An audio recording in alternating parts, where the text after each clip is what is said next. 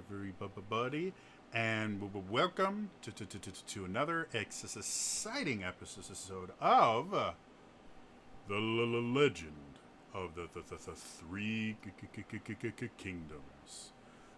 This is my custom D&D campaign set in my custom crazy messed up D&D world, and the people below me are the ones that were crazy enough to let me have their characters' lives in my hands, some of which have already come to regret that decision many times over. So today we are going to dive right back into the story, because we ended on kind of a cliffhanger last time, and it's been like the 3 weeks since we played. So let's jump into it.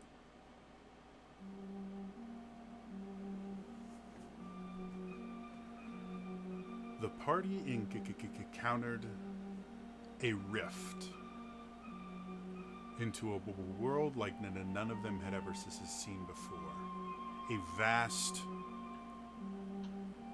dark ocean littered with small outcroppings of life, teeming with death and danger, where a massive, gargantuan dragon infused with shadow energy came and almost was able to end the party's journey. However, through the clever use of twin spells and dinosaurs, the party was able to take down the dragon, harvest a few essential items from it, and start looking into what was causing this rift, not only to remain, but to be more stable than any they'd found before, and significantly larger. After noticing the water that was looked to be coming from the portal was actually running uphill, the party was able to discover a flooded cavern. And as they descended into it, they found a massive summoning circle with 5 dead vampire bodies in places of power, and 4 elemental orbs in outside the circle, seemingly fueling the entire ritual. As they started examining one of the orbs, the orb itself started expelling large amounts of water, and a water elemental came out from it and used the water and poor lighting conditions in the cavern to attempt to attack and kill members of the party. As things were getting worse and worse and worse, suddenly the orb of water seemed to crack and get destroyed, as some sort of creature started to materialize out of it. And that is where we ended last week. You know what I noticed? That my character's picture was just a foreshadow of everyone drowning to a blue orb.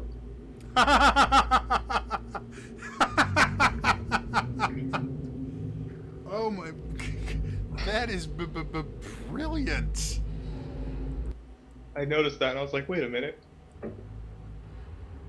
He really wanted that orb.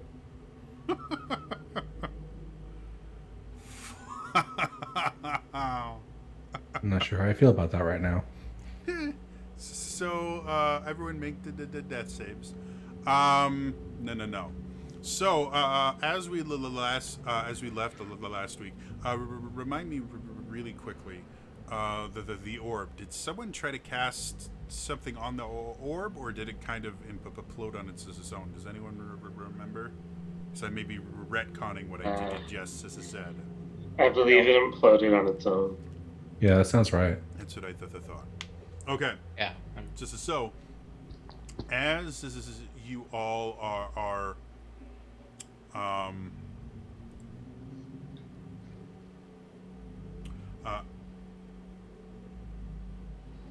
as you all are kind of just staring at this creature that's just starting to materialize, it starts out as kind of this amorphous blob of highly charged water, and it starts to slowly form into some kind of shape. At first, it looks like it starts sprouting like tentacles that are whipping around. And then towards the kind of center front of it, you start seeing a bulge appear that starts to round itself out, becoming more and more symmetrical and circular. And as you look at it, it starts to gain detail. You start seeing defined edges, and you start seeing lines appear on it, and suddenly you see in the center of this circle a large, unblinking eye, yellow in color, with a vertical pupil that seems to pierce everything you are.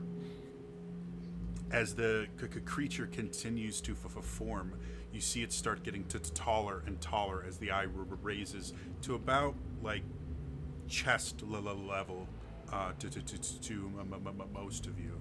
And then you start seeing the water continue to rise up and come to a point. You see two tendril-like things start to kind of spread out from the main center of mass to the sides, and another two tendrils shoot out from the bottom of it. As it continues to coalesce, it starts looking more humanoid in form, except for this massive eye right off center from the torso. As it begins to kind of coalesce even more, you start seeing scales appear on the arms, shoulders, and torso of it. As you look at them, they become more and more realistic. First looking like they're just drawn on, and becoming more and more realistic until they suddenly just kind of pop into being. What the scales are made of, you're not just sure, but they shine with a metallic sheen, while also seemingly not being made of metal at all. As it continues forming, you see the scales end abruptly right at where the hands would start, and you see that the eye itself is being held by the left hand of this being.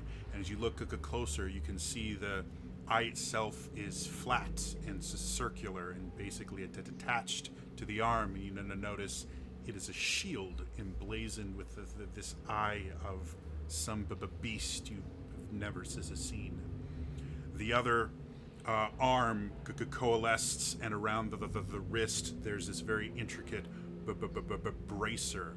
It seems to have some sort of tentacle coming off of it that doesn't seem to coalesce out of the water. It just remains water and continues to whip around frantically. As more details come into focus, you notice the face starts to fade in, and long locks of hair start to show, brilliant shock white hair and ebony dark skin.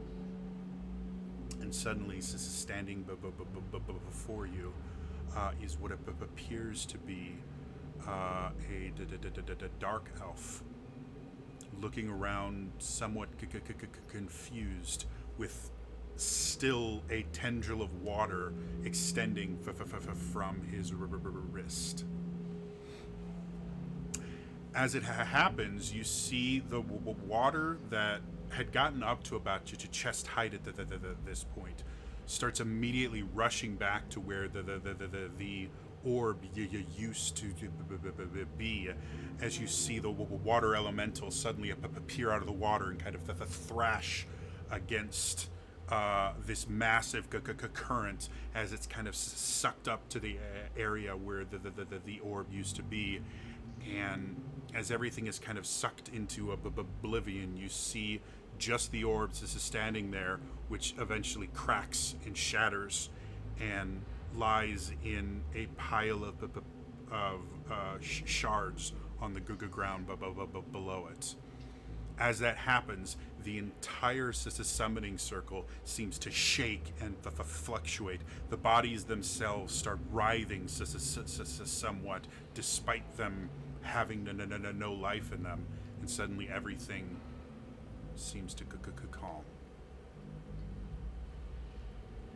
The dark elf that has just appeared slowly opens his eyes. And what does Henri do?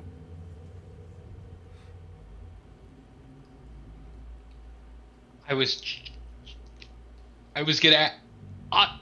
Do you know Henri?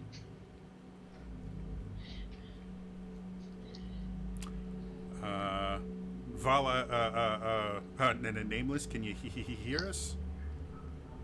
Yeah, I was muted. Sorry. Oh, sorry. What does Henri do? I would look around, and I have no clue where I am technically, and I believe there would be two living things that I wouldn't recognize. Correct? At this point, the because of how you went from plane to plane, you're really disoriented to the point where even seeing the few faces you do know is very confusing. But yeah, you see one that's this blue Genasi, which you would have seen. You would have been made aware of the Genasi since they're native to the elemental plane of water, but this will be the first one you've seen personally. And then you see a vampire with a very big shield and a sword, wearing Blood Knight armor. I would immediately take a defensive stance and while looking at that vampire. All right, just start slowly making my way towards him. Okay.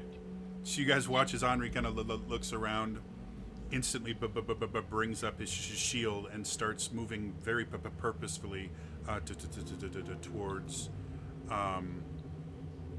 Did we? Go ahead. Sorry, do we recognize that it's Henri? Yeah. Well, you guys have only actually seen his face like a couple times. Yeah. So. I'll have you make a history check. I mean, wouldn't I recognize him since we roomed together almost all the time? I'll say you can have advantage on the history check. Okay. 19. Okay. And I will say, I will. As soon as he popped out, my first thought in my head was, I'm going to ask him if he's seen Henri. So just waiting on commanders. Well, I have a level of exhaustion, so the advantage made it a flat roll, so it's 18. 18. Wait. Okay. Do I have? So... I have exhaustion as well, so. So we'll see. Oh God, dang. 11. All right. So Vala, as you look at him, something about him looks familiar. But you can't really place it. With your kind of history being the vigilante, and getting to know so many people when they thank you and that, you kind of start thinking maybe it's a fan. Maybe it's just someone I saved. Way back when I don't know. Commander, however, you instantly recognize. And you notice probably the most telling sign is there is no longer any mark on his face. Which even after kind of forging the new pact with Celeste, the mark had been permanent. Oh Jesus. I put my gun away and just yell, Henri? I am. Go ahead. Go ahead. I was gonna say I am just ignoring everything and just going straight to Leopold. I will like try to move to intercept and be like, wait, what do you mean, Henri? Where's? No. Wait, what? Excuse me, super fan. Just calm down there for a second. It's okay. The vampire's on our side. Who are you? Can we help you? Henri? What? Henri's dead. He's locked in that orb. Yeah. He's not. We don't know for sure. We haven't seen a body yet. I definitely start making my way though to kind of intercept as well. Okay. And I've got like one hand, like It's like right here. with how kind of still dumbfounded you all are, and the fact that the two people trying to intercept also have a level of exhaustion, and the fact that he's not hesitating, as much as you guys go to try and stop, he is really fast and very direct. You see Leopold just kind of stare at him, eventually kind of recognize the intent in his eyes, and he pulls his longsword and gets into a defensive stance. I'll say as I'm approaching Leopold, be like, "You're an abomination, and whatever you're doing here needs to stop." Leopold is still very confused as he's looking, and he's like, I'm not doing Vala? I look at Leopold and I say, I will cast friends on Henri never mind. Okay. and be like, hey, let's just calm down. There's no need. Let's talk. Is that a charisma or wisdom? I get advantage on charisma checks. Is it a? There's no save for it. There's no save. I just get advantage on charisma checks. So I get advantage on a charisma check to get him to stand down. Okay. Henri, you start feeling. Actually, this is really interesting. I'm gonna say, do I? Yeah, I was about to say you don't. As you could cast this as a spell, you feel the magic kind of suspend itself, and you feel it kind of go out of your body. And when it interacts with him, it's like casting a spell on a rock. Leopold, just back up. Leopold, still confused as to what's going on, starts chanting a spell. Do we recognize his voice? After Commander saying Henri? Commander says Henri, you guys all may not be entirely believe it, but he's been identified. So it's not like you're like, who is he? It's more of, that's not possible. We watched you die. So y'all know it's Henri. You're just not sure how he can be here. Yeah. Henri, I never doubted that you were still alive. Calm down. It's okay. The vampire is on our side. As you're saying this, Henri, you have another action at this point. You do see the vampires starting to incant some sort of spell. I will. So is he raising a weapon right now? Who? Henri. Henri. That's the thing. He doesn't seem to have a weapon, but that little tendril of water has never gone away, and it's going with him. It's kind of attached to the bracer on his wrist, Yeah. and he's holding it as if it's a weapon. So Huh. Okay. right now he just has a water tentacle. Jody, Yep. was I informed of the trying to say this without spoilers? Mhm. Was I informed of Nameless's like purpose before coming back through? Not directly. You were informed that you're going to have to find, again, without giving too much Yeah. spoiler stuff. Yeah. Headphones out, guys. Yeah. Yeah. You were informed that there's something there that you need to find, but you weren't given a description or anything like that. So Okay. you wouldn't recognize a Nameless or anything, or know anything about them. Okay. So that being said, while everyone else is trying to convince you, you've gotten within to 10 feet, which for you is melee range. I will kind of, as an intimidation tactic, invoke one of my use of my tide and summon my twin like right behind Leopold, like 10 feet back. Okay. I don't have the item in front of me. Remind me, what kind of action is that? It's a bonus action. Bonus action, cool. All right, so you guys will watch, and as he gets within 10 feet, he kind of throws his arm down, and the tendril of water reacts like a whip and actually cracks in the air. And as he does that, you watch water just kind of pour out of his bracer, travel along the floor, and spring up behind Leopold, making kind of a water copy of Henri, complete with whip and shield. And I will say, you have precisely 6 seconds to tell me what it is you're doing here. As you do that, he finishes the incantation, and you watch his armor glow a deep dark red.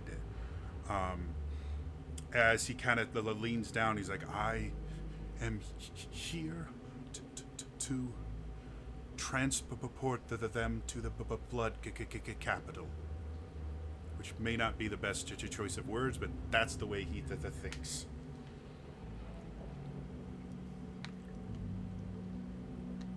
So how do you want to react to that, since that was just your bonus action? I will. Don't want to go aggro. You know what?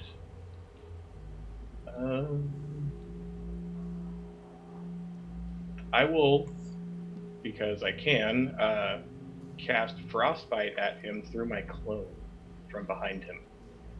Okay, what kind of save is that? Constitution save, 17. Don't actually remember how many hit points he has, but it ain't great. Well, he rolls in an 18, so you guys watch as the water clone kind of extends his hand, and the water itself freezes and hardens into an ice fist, and as he extends it, this blast of ice just goes straight for Leopold, who very quickly kind of spins and brings his shield up to take the blunt of it. And as he spins around, you see him kind of just keeping them, because they're on opposite sides of them. He tries to keep both of them in view as he points his sword at Henri, and his shield is kind of just pointed towards the clone. With that, everyone else can try to do something.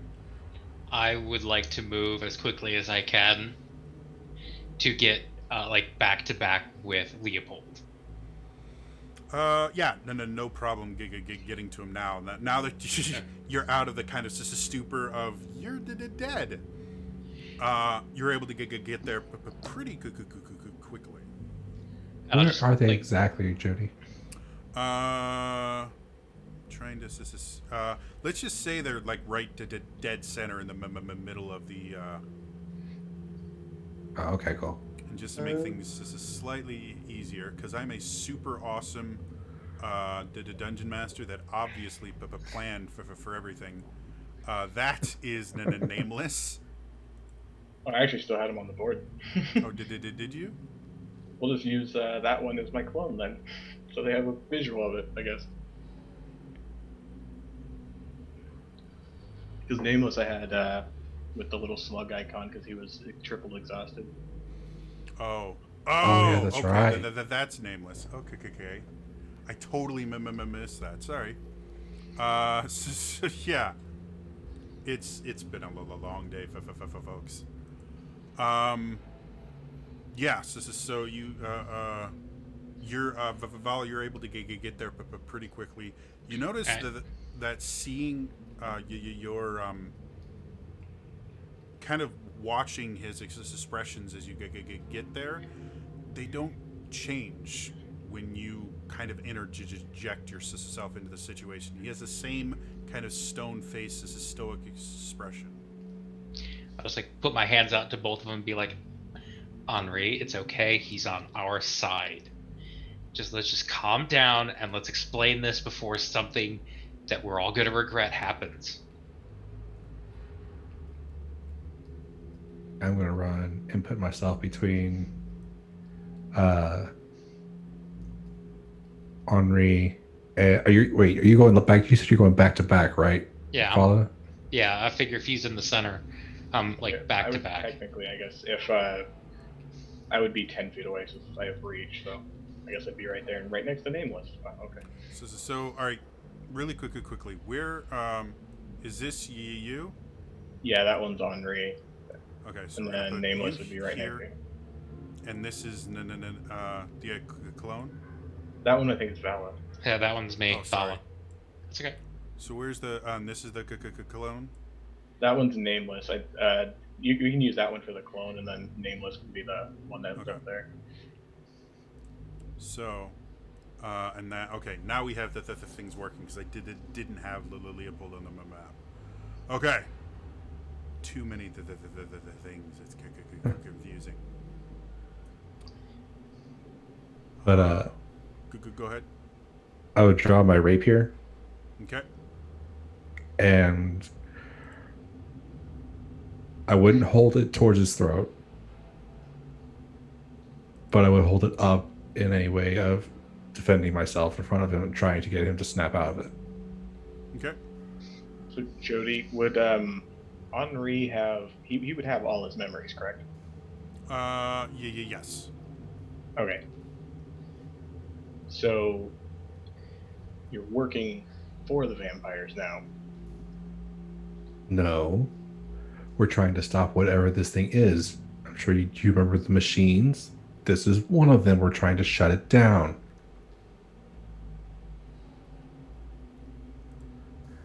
Not being aggressive because I don't want to attack people who are considered friends. I'll just kind of ease up a little bit, but demand an explanation. Argento is just kind of leaning against the wall this entire time. Well, the vampires apparently had no idea about the machines, and they're bringing us to them. Yes, to talk about it, and we stumbled upon this one. And then you appeared out of an orb. I thought you were dead. We all thought you were dead.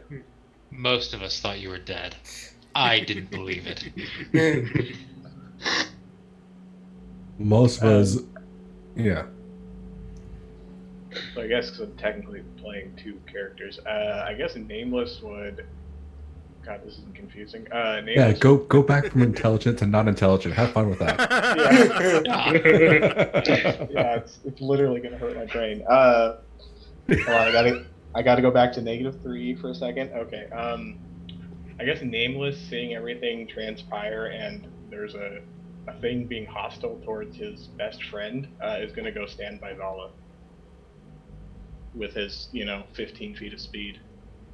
Okay, so it's gonna take a couple turns for you to Yeah. get there, as he's like, he's kind of crawling. Look, the vampires claim to have no knowledge of it. They asked us, they invited us with protection to come and try to explain the situation. And on our way, we found this, where five of the vampires were killed to power this machine. After he says that, I'll look around. You Does ha- Henri recognize any of the bodies in the circles? Good. Just at a quick glance. Question. No, you but personally would not. Okay. So, you have no knowledge of what's going on here. And I'm Leopold, talking about, yeah. Leopold looks at you. I am as surprised as your friends. We were trying to come to a solution of how to close the portal to the Shadowfell.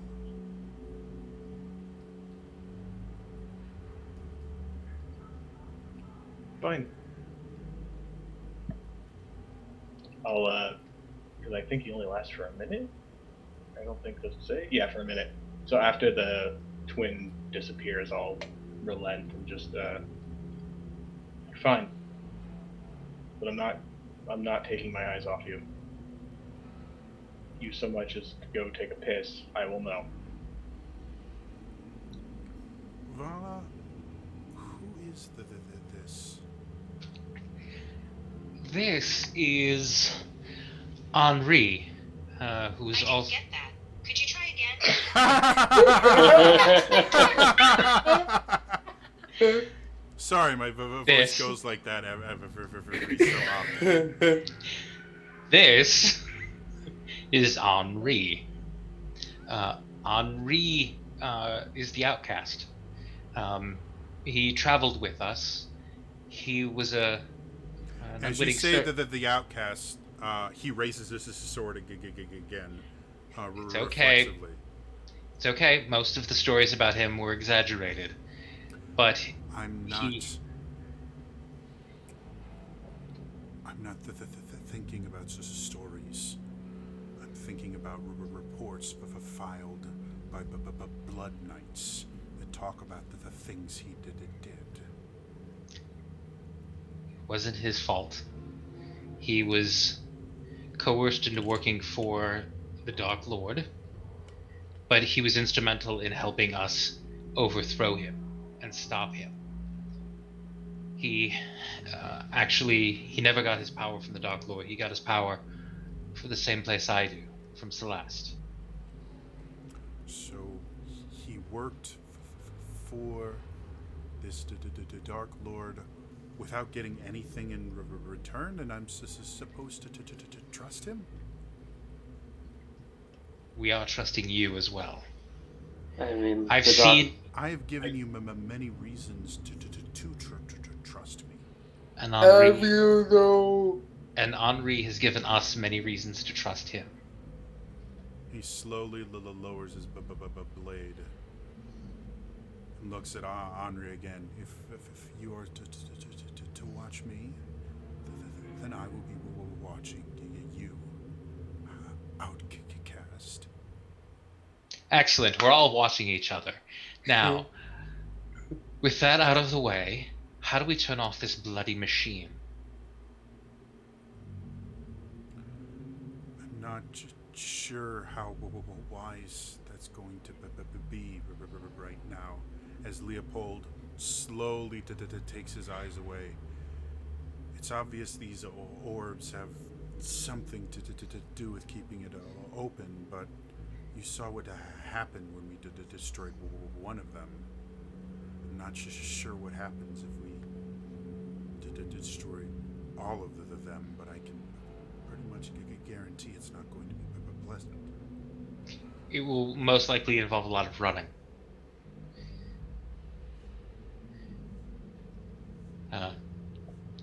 Nameless may want to get a head start on that. Nameless finally gets to beside Vala and just kind of gets into a weak fighting stance. Don't worry, I got it. Henri, do you know anything about this machine and how it works? Did you learn anything on the other side? Which, by the way, we will get to that story, because I really want to hear it. I don't think Henri learned about the machines. Not the machines specifically. You do know that something is basically ripping holes in the barriers between planes, and your job is to stop that from happening and find out why this is happening. Yeah, I didn't learn anything about these machines in particular. I just know I need to stop whoever's doing it. And I'll use minor illusion to kind of get like a rude facial of the Dark Lord. Mm-hmm. And until I find him, I'm not going to stop. He was already on my list. I wanted to get revenge for you.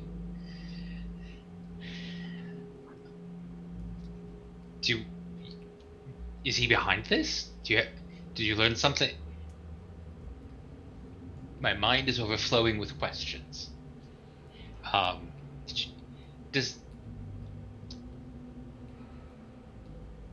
want to know so much. Do you think that the Dark Lord's behind all of this? I couldn't tell you. All I know is the device we found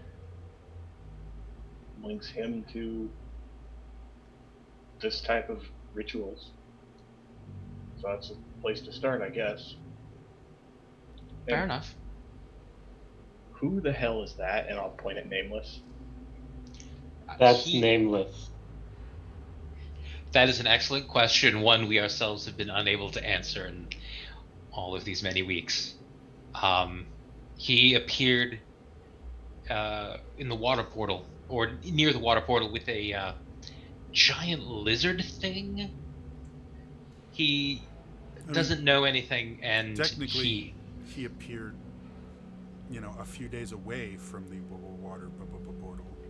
That's true. Sorry, a few days away from the water portal, and he doesn't know anything, and he worships rolls. He's bizarre and not entirely harmless, but I think he means well. Right.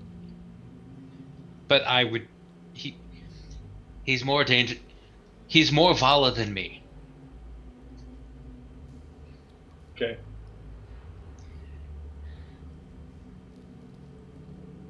Gone So- for I don't know how long, and you replaced me with a dumb blue man. Got it. We did not replace you. It's been complicated. He's harder to kill than you expect. Then Oh, Nameless if we- suddenly starts banging on random objects, going. Sorry, if the we- Blue Man Group. If we left him to his own devices, he would probably get himself killed. Yes. So there are 3 remaining orbs. Yep. We've destroyed the Water Nation. Yep. Yeah. So I Oh, guess it's- we can now name the group as when the Fire Nation attacked. I mean, Or we can name it Earth, Wind, and Fire. Hey Jody, I switched my profile picture. I don't know if that screwed up your layout. No. Okay. Just Nameless's name is now underneath a badass picture of the dark elf.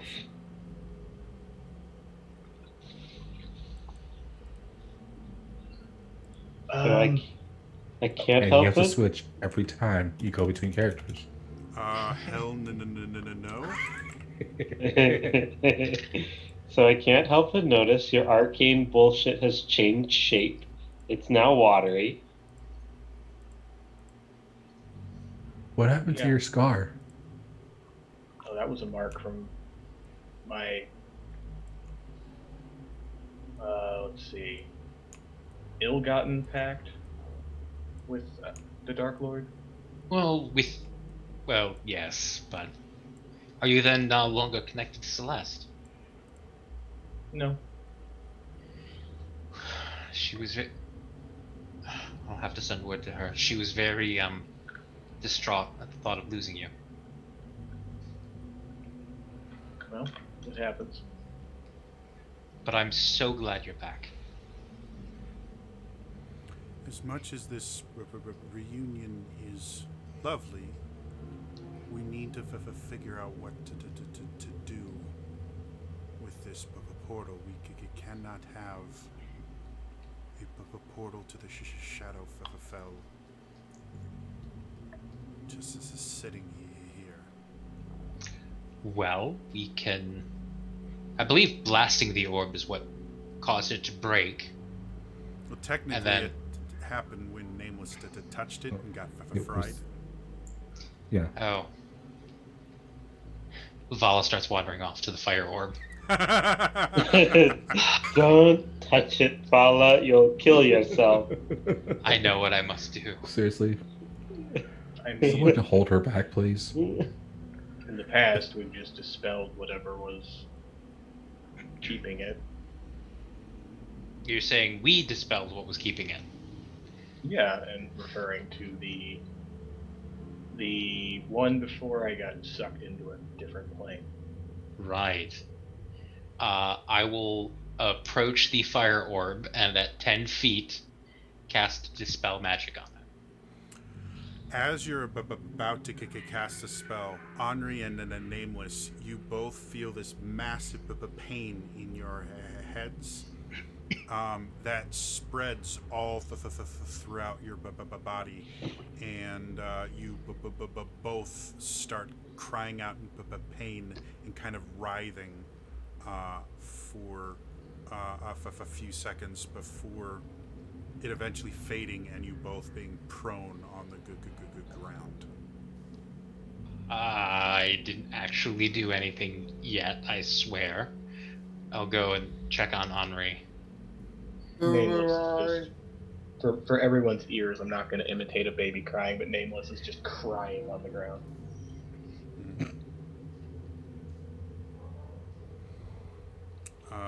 Like a newborn. Pretty much. He's never had a headache before. Vala, as you get over to Henri, you look at him, and for a second, he almost seems to translucent. But as you kind of blink, he's just normal. But his skin has turned a little bit more pale, and you see just the slightest bit of blood at the edge of the corner of his mouth. I think we need to get you away from here. I think that's probably a grand idea. So I'll I'm not getting any death vibes from Henri, am I? No. Had to think for just a second there. No. Alright, I'm just If he is undead, it's a brand new version you've never seen. Alright. This is. I mean, it's an undead that bleeds. That's a Yeah. pretty big the thing. Yeah.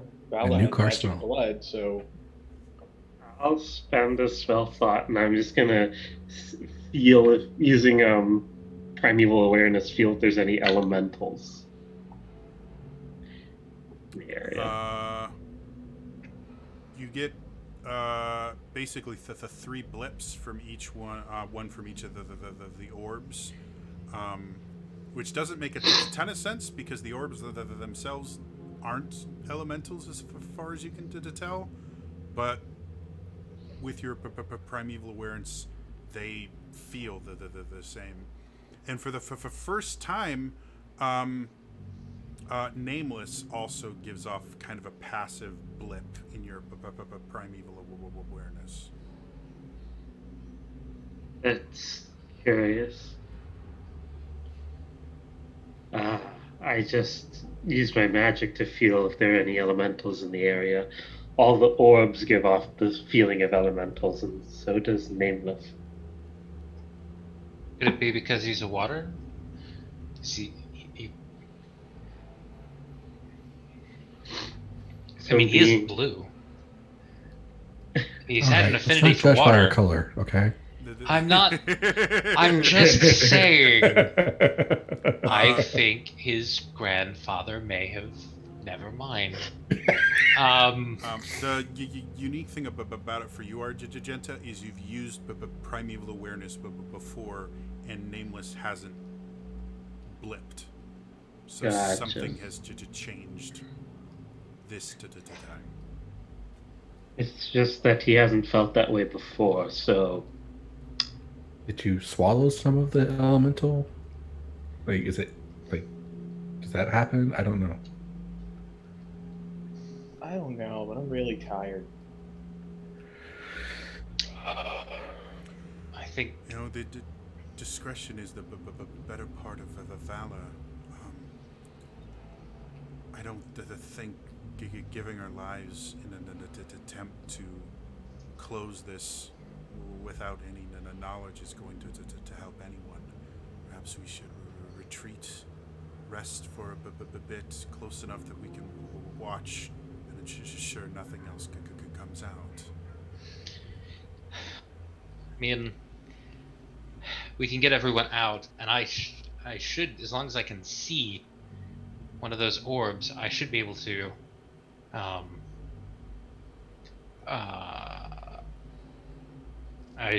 Actually, I don't even know if I need to see it. I believe to dispel magic still requires line of sight. Well, I mean, if I get up to the top, I may be able to duck my head in, see it, and try to dispel it. Yes, but what happens when a powerful fire elemental comes out of there, where this is still all to drain from fighting a shadow dragon? It's a very valid point. You're probably wait till tomorrow. All right, fine. Let's I don't get out of here. the idea of leaving this any more than you do, but we are setting up to fail here. You're probably right. Let's get everyone out of here. There's still a rope in this as a center that you guys could climb down. That's attached to one of the rocks up there. So getting out is not difficult, though. The Nameless has a fair amount of trouble just due to the 3 levels of exhaustion. I like to think Nameless would be last, as he'd just get tied to the rope and pulled up. Pulled up. Pulled up, eventually gets to the top of the relatively small circle. They bonk your head. More times, just for measure. I don't like this game.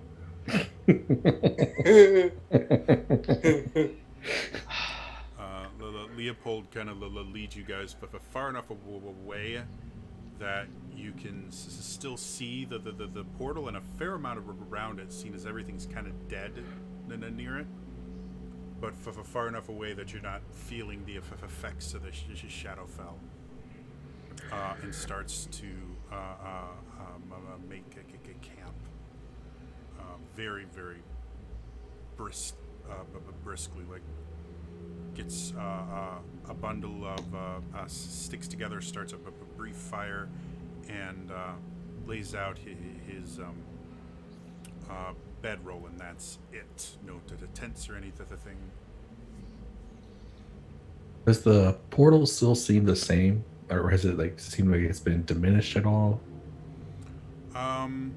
Make me a perception check. Oh, yeah, with a disadvantage. Okay. I could give you double disadvantage. There's no such thing. Yes, Right? there is. Chris Perkins did it to Minsk. And Minsk succeeded against the double disadvantage because Minsk is Seriously? awesome. Yeah, it was one of the live games at D&D Live. I think it's 2017 or 18. It's someone playing Minsk, and Matt Mercer was playing Boo. And yeah, he gets double disadvantage because they were in a Avernus, and Minx succeeded. I don't know Damn. why, but I'm picturing that where you roll 4 d20s and then take the 2 lowest to represent the 2 lowest. It was the 3 d20s and to Yeah. take the lowest, but he Jeez. did it. It was cool. I rolled 15. Yeah, looking at it now, you notice the edges themselves. Like the thing was never like completely circular, but it had kind of a doorway shape, and now some of the edges are fluctuating a little bit. The shape is not anywhere near as well defined as it was before. Okay, that's good news. No, I just had a thought, Jody. Mm-hmm. How would Henri's equilibrium be after being in entirety of water and then going to Sea land? legs. Yeah. But because you're not kind of built to live underwater, you were that kind of created an area that had oxygen, so you could breathe, and had an actual ground to stand Okay. on. So you're not fully like regaining your land legs or anything like that. But definitely, once you got out of the cave, it was a little bit overwhelming just to see all this open space and air that you haven't seen in weeks. I mean, it's not just dark blue and black everywhere? It's weird. It would be, well. Vala's gonna try to put together a meal. For the sake of my sanity, Nameless passes out from 3 levels of exhaustion, so I don't have to roleplay 2 characters at once. He's just on the ground sucking his thumb. Fetal position. I'll like pull a roll that I had saved, set it for him. And as you do that, he's kind of like, and just kind of snuggles up against it. So, Henri, I imagine you. Well, what happened? Well.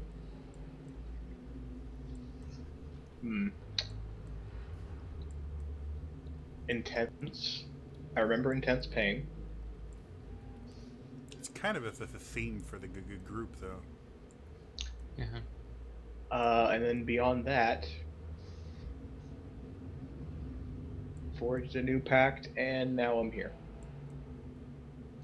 A new pact with. Couldn't tell you. But this one, I wanted. Not the other way around.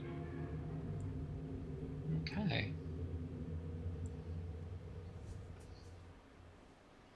I never wanted what Dark Lord, Pierre, whatever you want to call him, gave me. No, I understand that. And I'm glad you were able to forge something on your own terms. I know Celeste said, well, it doesn't matter. And this new patron wants whatever's happening to stop? Or was that just what you want? Both. Well, if he wants this to stop, he can't be all bad, can he? He wants whatever they're doing to stop. I conveniently want to take out a few vampires, so it works. I look over at Leopold. Is he... He's on his own. He's eating some iron rations and kind of glancing over every so often, but he's kind of making an effort to look like he is actively ignoring all of you.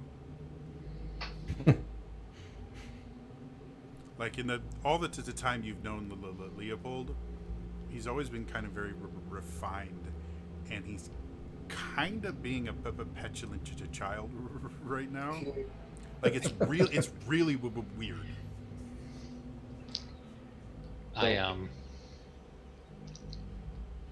So explain to me this blue thing.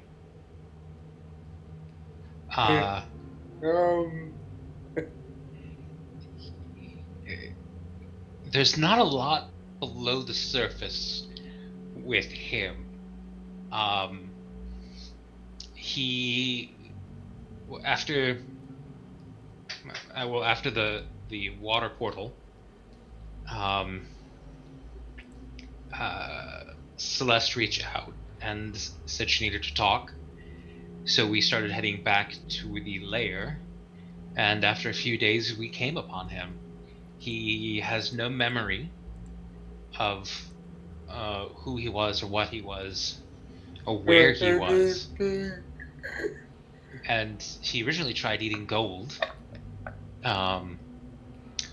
But he is very powerful. He has turned me into a giant lizard with incredibly ferocious teeth on more than one occasion.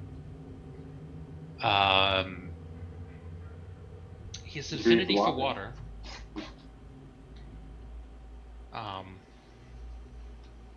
So whatever his magical gift is, it has to be something he was born with. It's not something he learned.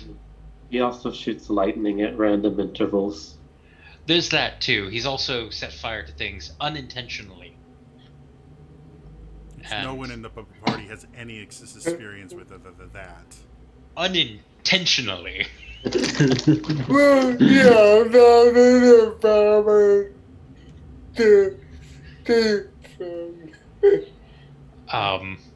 Yes, he's made me have to put out fires. It's just wrong. So control is definitely an issue.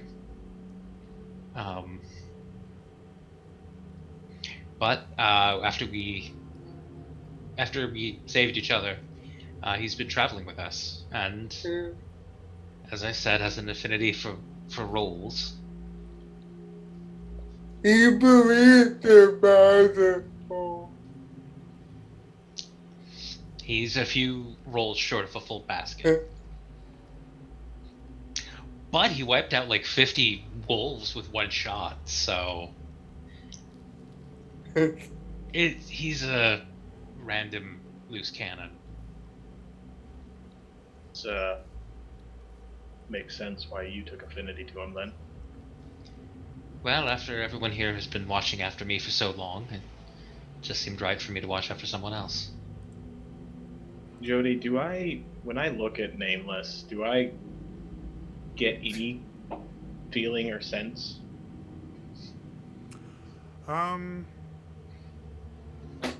As you kind of look at him, just looking at him doesn't do much. But as you guys were kind of leaving the room, the further away from him you got, you kind of feel this strange kind of pull towards him, and the further away you got, the more painful this kind of compulsion to being near him got. If that makes sense. Yeah, so I'm trying to think, would Henri piece together that he needs to be as close to Nameless as possible, or Go ahead and make me just a flat intelligence check. not negative for the first time? Just You bring get it to add tears. numbers. You get to add numbers. Well, I get to add nothing, but still, it's not negative. 17. What was it? 17. 17. So, knowing that there's something on this plane that is important to you, again, without going into too much details, you are starting to put together the pieces that something on his person, or maybe in his person, you're not entirely sure, has a connection to you that's important. Alright, I'll just go plop down right next to Nameless and just start investigating. I know he's not wearing clothes, so I don't have to search through pockets, but, investigating for marks. He's naked? He's wearing like a Tarzan Yeah. style butt flap. He's mostly naked. Yeah. So without any change in expression or anything, you watch as Henri just kind of stands up very matter-of-factly, walks over to where Nameless is nuzzling his roll, and just starts he picks up his arm, he tries to roll him over, he kind of picks him up. At this point, Nameless is kind of jostled awake slightly, but is so exhausted. If you ever tried to wake up like a kid that's just not ready to wake up, it's like zombies for a little bit and then fall back asleep. But he's being very thorough as he's picking him up, and he's like poking him and looking behind his ears and ruffling his hair, which is wet for some odd reason, so he kind of has to just shake it off. And Can we help you with something there, Henri? He just has something I need, apparently. And Hey, you inside know check. this. How? I don't know. Oh, I don't. I I pick don't up- have my spell, do I? I pick up the bread roll and I hold it out to Henri. is this what you need? That meme with the butterfly, is this what you need? No, I think it's something else, but I appreciate the effort, Argenta. I try. Oh, when I wake up, we are gonna have some discussions. Tomorrow morning, when I can change my spells.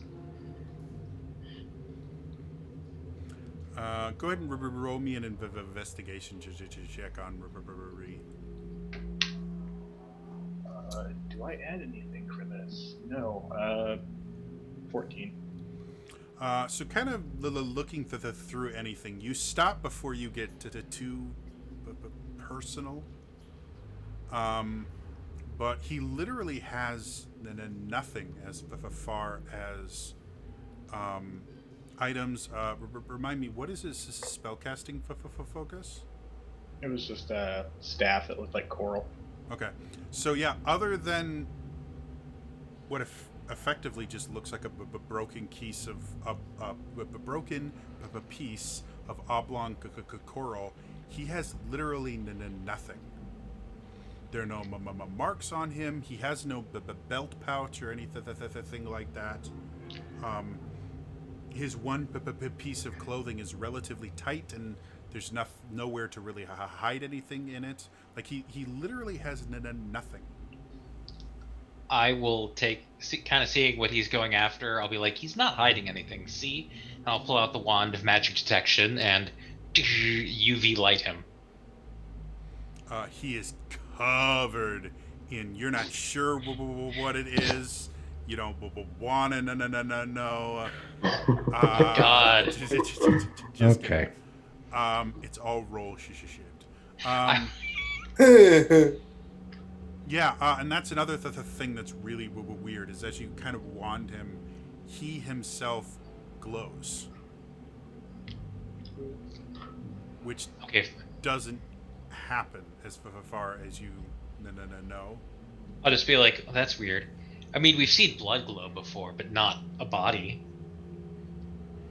And Do you since need? you're close enough, you notice that as you kind of wave it around, Henri glows as well, which again shouldn't happen. Detect magic detects actual magic, and magic items are the things that generally tend to glow. Or if there's a spell effect, the spell effect itself will glow, but not people. Even magical creatures don't just glow like this. You actually see the magic of affecting them. When I wake up tomorrow morning, I will identify this. Yeah. Is it that bracer he wears? Is that what's glowing, or is it actually him? The bracer glows. Like, obviously, bracer is magic. Yeah. Yeah. I would have dismissed the whip a long time ago. I just forgot to say that. So it's not just like a random thing of water Yeah. following the other thing. He just has an extra tentacle, don't worry about it. Henri got really into hentai. Wait, what? Yeah, the plane of water is Japan. Convenient.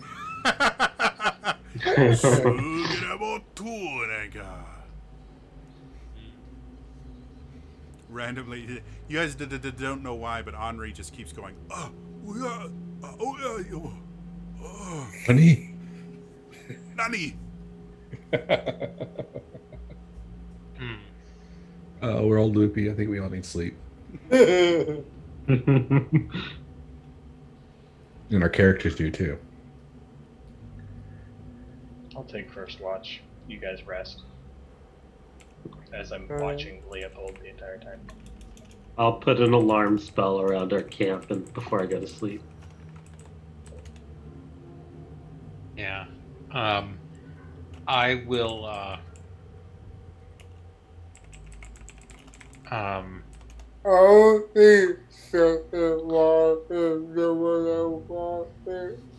I guess I can technically take two. I was gonna say, do you need to sleep still, or now? Oh, that was a side effect, I'll call it, of the disease that the Dark Lord gave me. Mm. So you need to sleep now. Yes. Okay. Alright. I'll take third watch. I guess since I only need 4 hours, I guess I'll do, first and part of second, I guess? Just be up with whoever's second. Alright. I'll also stay up on first watch, but I will go over and kind of talk with Leopold a little bit Okay. I'll to kind of help. Like, We'll maybe. get Yeah, to got that in just a second. So for the first watch is Vala and Henri. Second watch is anyone joining him? Me. Okay, second one's there. Third watch is Commander. Mm-hmm. And then for fourth watch is... I'll take fourth watch. Okay. So, Henri, you start kind of doing your watch thing. You go around the perimeter, look for dangers. Go ahead and make me a perception check. Feels good to have dark vision again. Oh, and a perception bonus. Holy crap.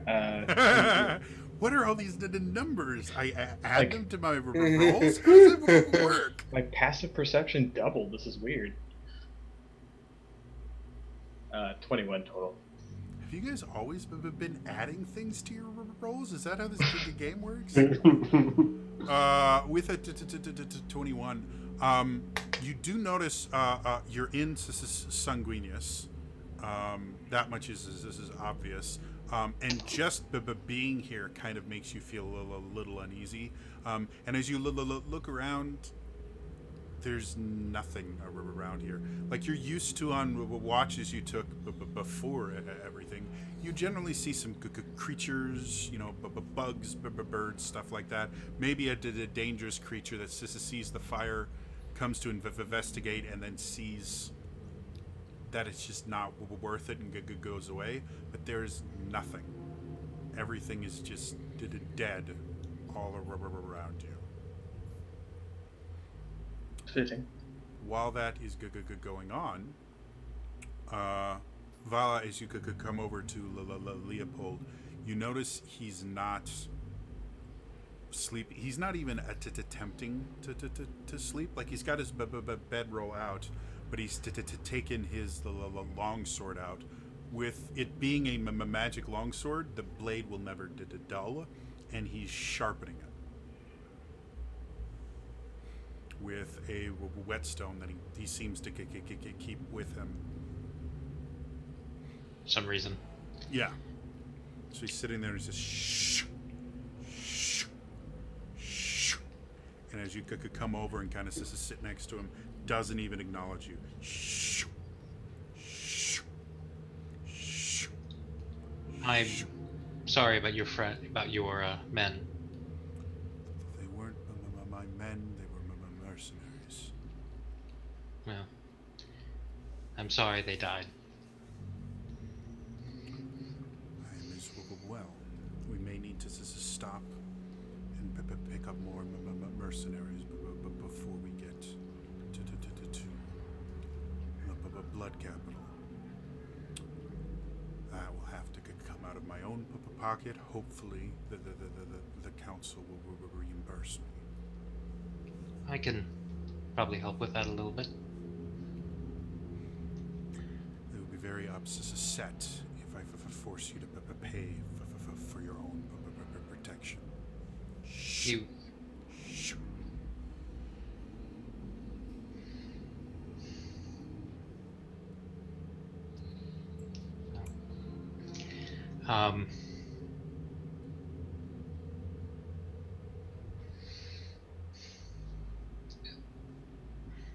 So you're a follower of the light now.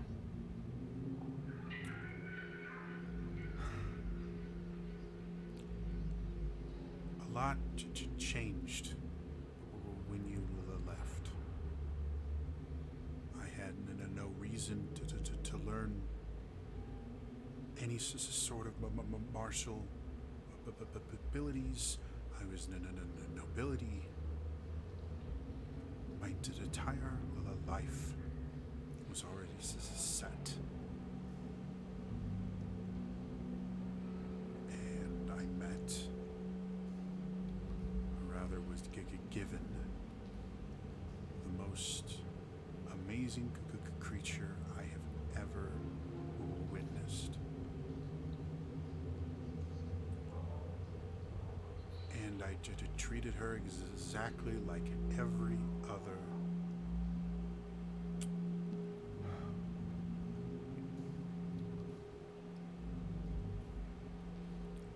object that had ever been given to me. Not understanding that not only was that inappropriate, but that it caused her pain. And when she left, I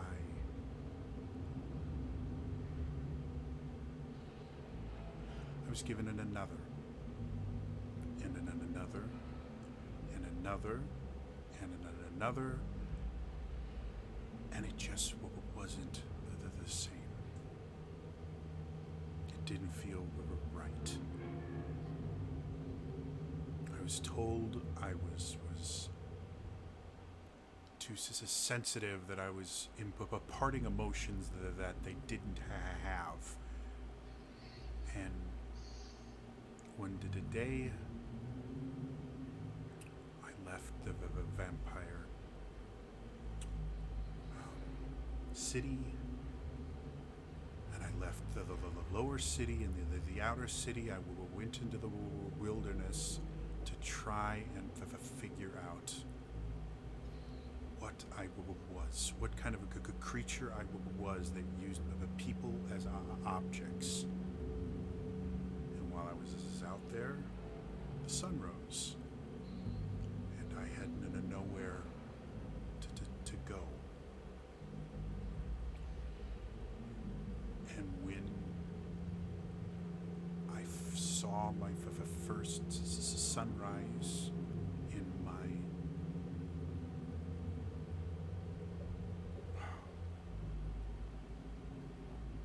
557 years of life, I was blown away. I immediately joined the Blood Knights. I started learning to harness the power as a weapon against my enemies. At least that's what they tried to teach me. I learned how to use it to protect those that needed it, which upset my paladin trainer, but I was very, very good. They eventually gave me a commission and troops, and throughout all of that, I spent every penny I had keeping an eye on you.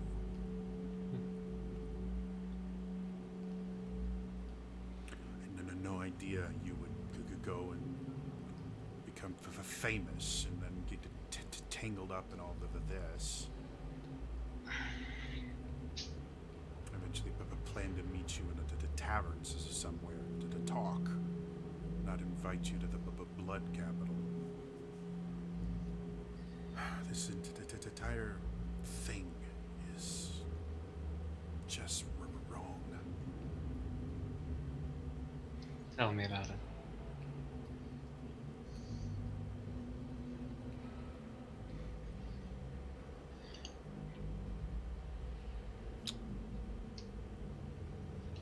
Well,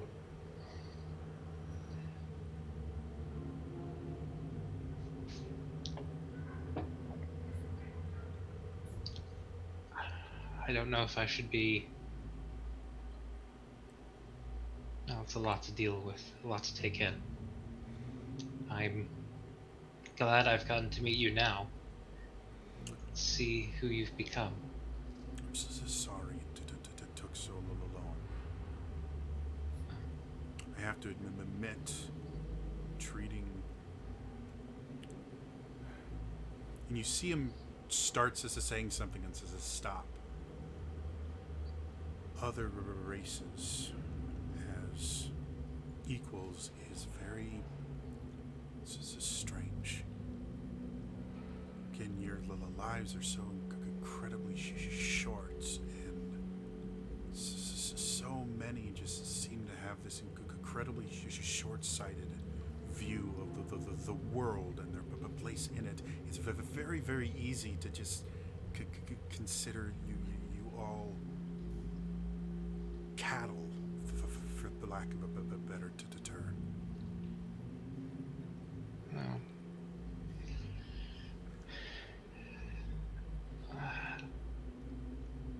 Not all of you feel that way. You'd be surprised. I know at least one other who didn't. He kind of looks at you, puzzled. She taught me a lot, but that's most likely a story for another day. Possibly. Your friend seems a little less than thrilled to be around here.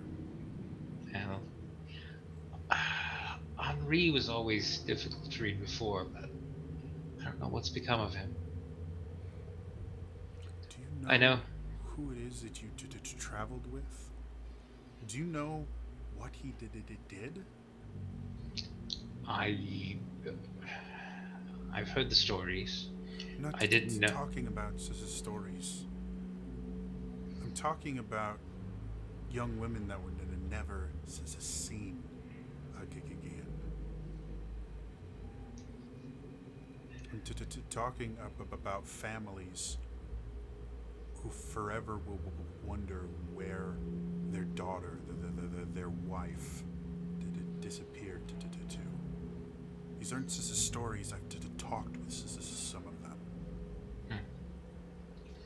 Well, I know he served the Dark Lord, and I know I was supposed to be one of those girls. Yet you travel with him. Forgive me. I used humans and everyone that was not of a vampire. I acknowledge that it was wrong. But I never stole people and made them disappear. We always compensated people for anyone we took. We treated them with respect. Well, some of us.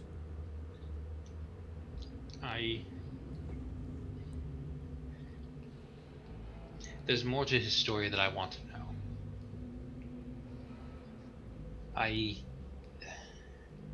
We didn't get to talk much after we discovered the Dark Lord. I know he tried to stop the Dark Lord from taking me, but I don't know why he started working for him in the beginning. From what I Go ahead. From what I remember overhearing, I think the Dark Lord may have destroyed his entire village and kidnapped him. I'm not saying he was blameless in all of it. Have you looked in his eyes? There's no remorse there. There's no shame, no pity, nothing. He feels nothing about the horrors he helped commit.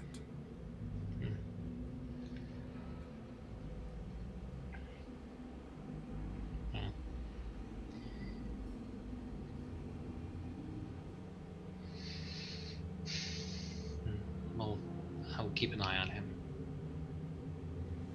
Goes back, shing, shing, shing.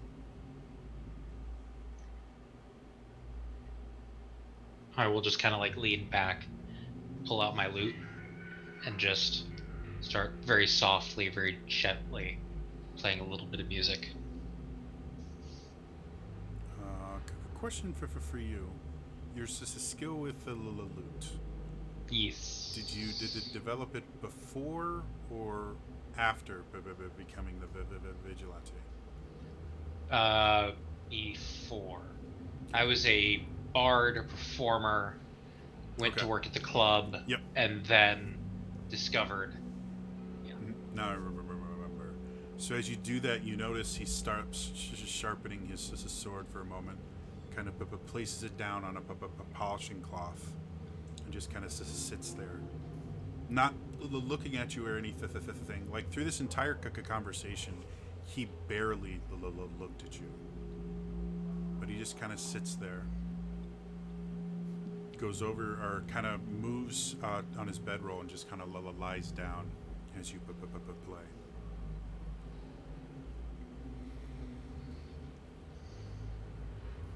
So yeah, I'll just kind of keep playing for the rest of the watch. Okay. Very lightly, very softly. Well, with that, this is the second watch. This starts, which is Lillian, right? Yeah. Okay. So you kind of will wake up to the kind of faint pluckings of a lute as you see Vala playing next to Leopold, and you see Henri just kind of wandering around the perimeter. Anything specific you want to do during your watch, or?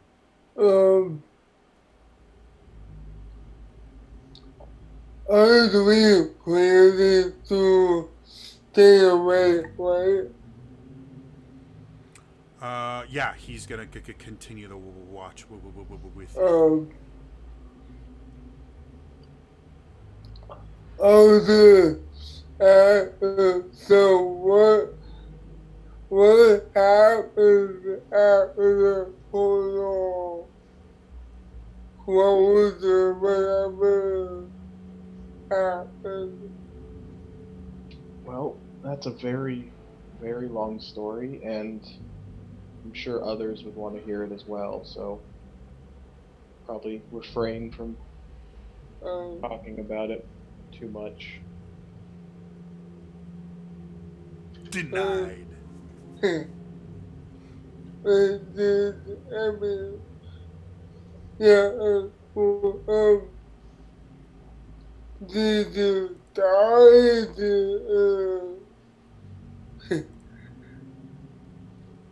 Well, you're the expert on death. What do you think? Well,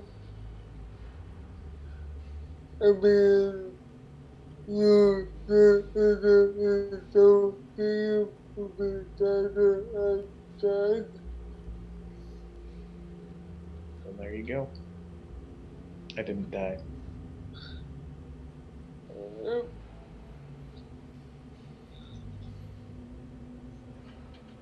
Um,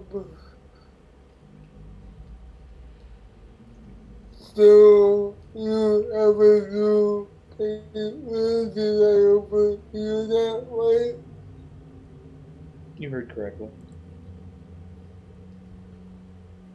We both want the same I thing. mean, I can't babysit something for the monster group, but what do you know of them?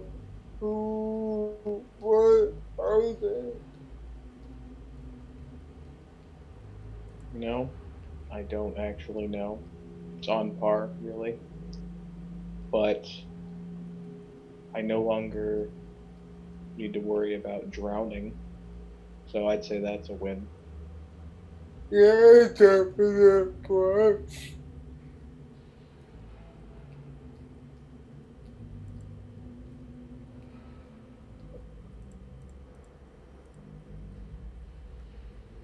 How long was I gone?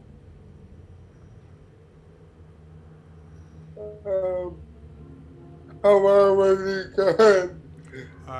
This point, because you guys have been traveling for a little over a week and a half, probably could get close to a month ish, a little shy of that. On Oh, Henri, for you, you've been gone easily 4 to 6 months. Okay. I wasn't sure if I was aware of how time worked there, so. I mean, without a sunrise and sunset, it was hard. Um, but you've got your own kind of internal chronometer, and you did sleep, um, even though it wasn't as long as some people. So, yeah, somewhere between 4 to 6 months was how long your training took. It's interesting. yeah, it been about 3 or 4 weeks, I think. Somewhere there. That's even more interesting. How so? Felt longer.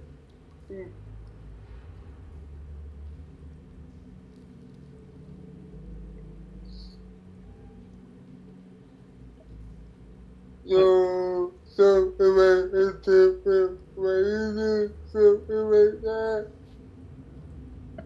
What was that? So, something like that. Fey Wild or something like that. Well, I guess I would be the resident expert of plane of travel in the group. So, I know time, according to your explanation, I believe is slower where I was. So it felt like I was gone longer.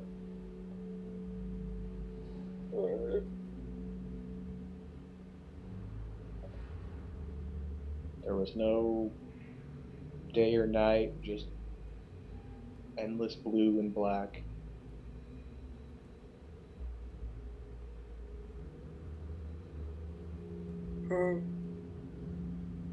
Weirdly, though, I prefer that place to here. But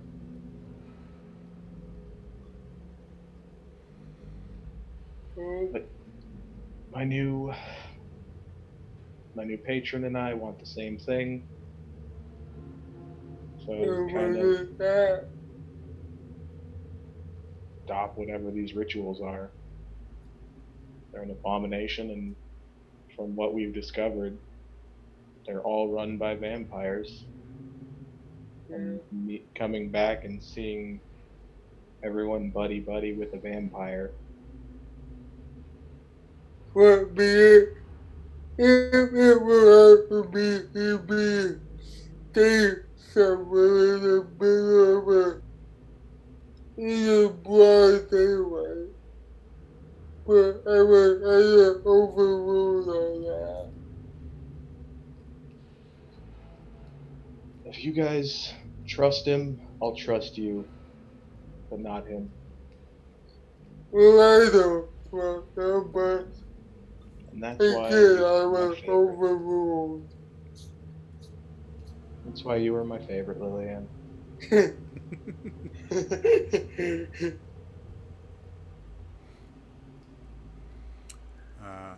As the conversation continues, you start seeing Commander start to rouse himself for his watch, and you realize that despite the fact that it didn't feel like it, 2 hours has passed. Well, for the first time, Commander, I'm going to bed. Yeah, I'm not getting used to that. And I'll just lean up against a tree so that my eyes are trying to make it look like I'm still watching Leopold, because as far as I know, he still thinks that I can't sleep, so I'm just gonna make it look like I'm still watching but asleep. Well, trance. He starts to drool from sleeping.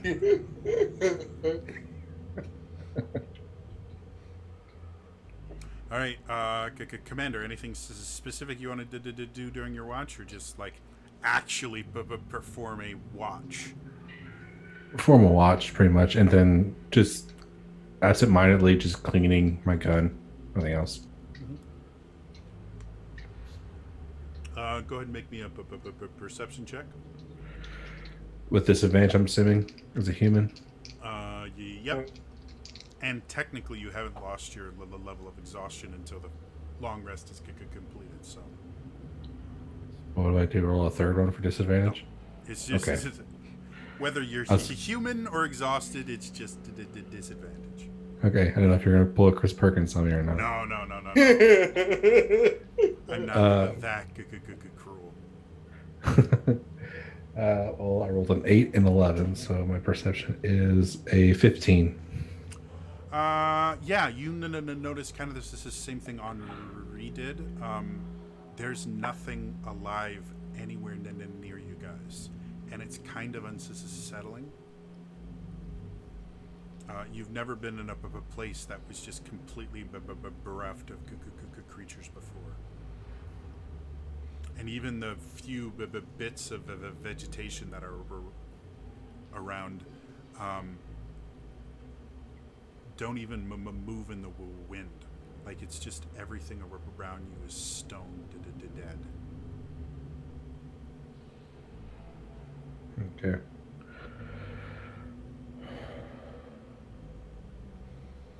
You do notice during your watch the portal to the Shadowfell fluctuates a little bit, and you see something kind of peek out, like a shape kind of comes out of the portal, seems to like look around, and then goes back into the portal. Was it a dragon-sized thing? nothing nearly that big, but it was also only a part of whatever it was. And you guys are far enough away that it's kind of hard, especially with you not having the dark vision. It was basically somewhat silhouetted from the glow of the portal. So all you really saw was a silhouette of a shape that moved around non-randomly and then disappeared. So Go you're ahead. not really sure what it was or even how large it was, beyond the fact that whatever little piece came through was small enough to fit through the portal. I'm going to casually. Oh, first off, I want to look over. Is Leopold still awake, or is he doing like what Henri did and go into that trance? Right now, he's just lying on his bedroll. You can't really tell if he's awake or asleep unless you actually could go over to him. I will walk nonchalantly, walk over there, not like I'm trying to get anyone's attention. As you get close, you can see his eyes are closed, but you hear him go, "Did you need something?" With his eyes closed. I don't want to raise any alarms, but with my limited field of view, because it is dark, I happen to see something poke out of the portal. As soon as you say portal, his eyes burst open. He grabs his sword and shield, gets up.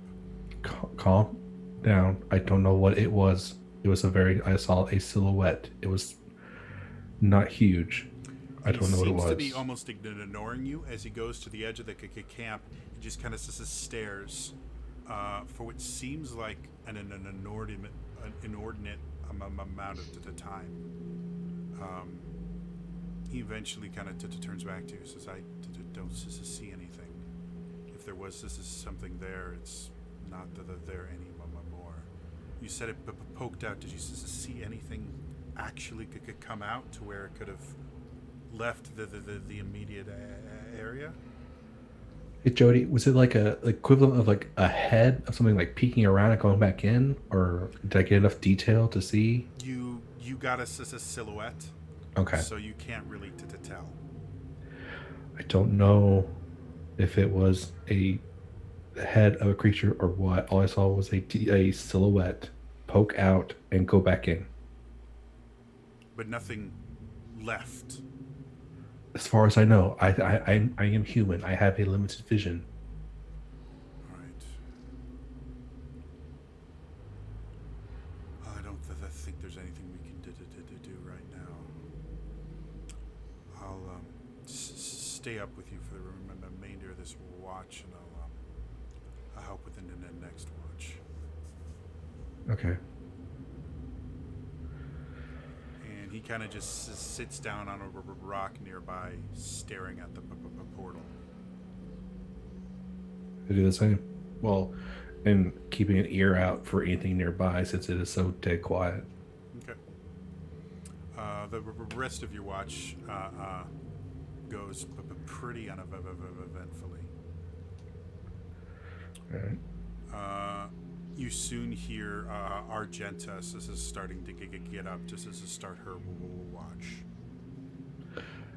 And I inform her of what I had seen when she wakes up enough to be coherent. I tell her what I saw and why Leopold is where he is. Alright, something poked through, went back in, got it. Yeah.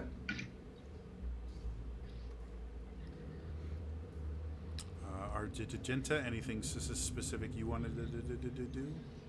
Other than occasionally catching a glance of the corpse of the dragon just to see if anything funny's happening with it, just a normal watch. Okay, make me a nature check. Sure. 12. Okay. So as you kind of glance around, you're watching the portal and everything. You look to where you remember the corpse being, and it's not there. Oh, that's disturbing.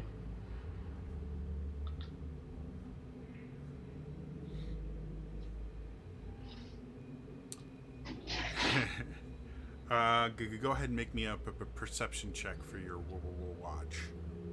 Sure. 16. Okay. You notice this is the same thing as the commander and Henri. Nothing around you is alive. There's no movement. There's barely any wind. Everything is just dead. So if this is something does try to come to the camp or anywhere else, it will stick out like a sore thumb, being the only the thing in the area that's moving. Anything else you want to try and do during your watch? Or? No, I'm just watching, acknowledging Leopold is there, but not really talking to him. Okay. The rest of the watch ends, but pretty uneventfully. As the sun starts to rise in the east, you notice that while it does, the ambient light increases, the sun is very quickly obscured by this haze in the sky, to where you can't even see its position once it's above the horizon, and just the whole area is bathed in this ambient light that you can't really tell where it's coming from. Everyone else wakes up. At this point, the fire is just embers, and Leopold is taking out just like a hardtack and kind of chewing on it as he's packing up his gear and getting ready. I will wake up Nameless. Like, hey, I got you a roll. 5 more minutes. You are now 2 levels of exhaustion instead of the 3.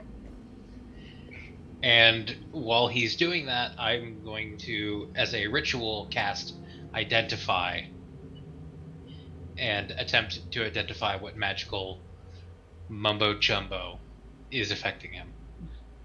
Okay.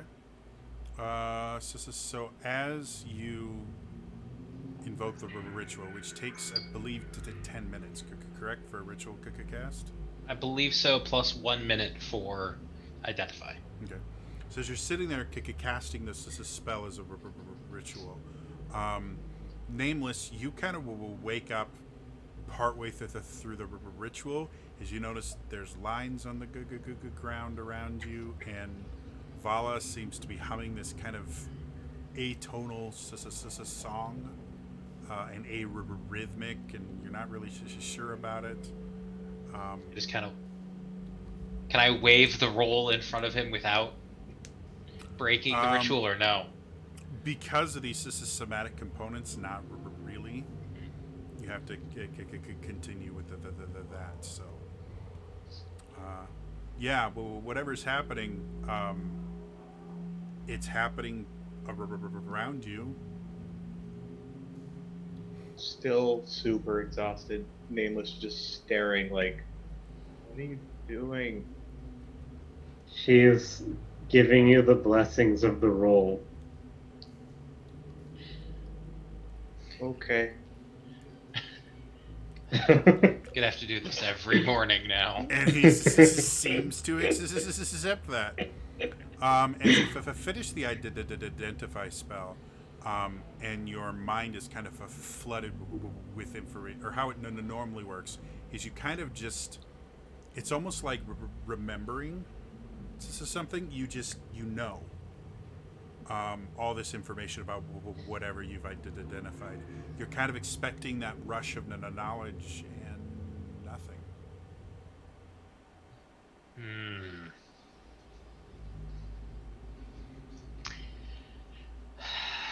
Well, that was BS.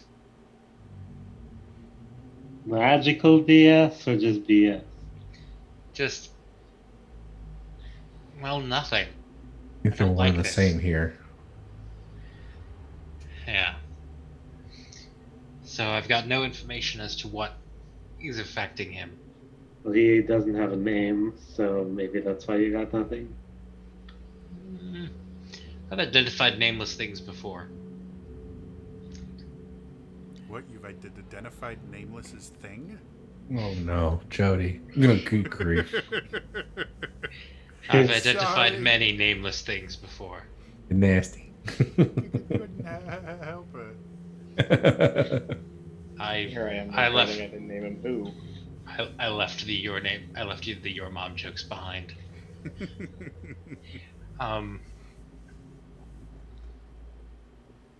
I could try dispelling whatever it is that's on him. And you, Henri.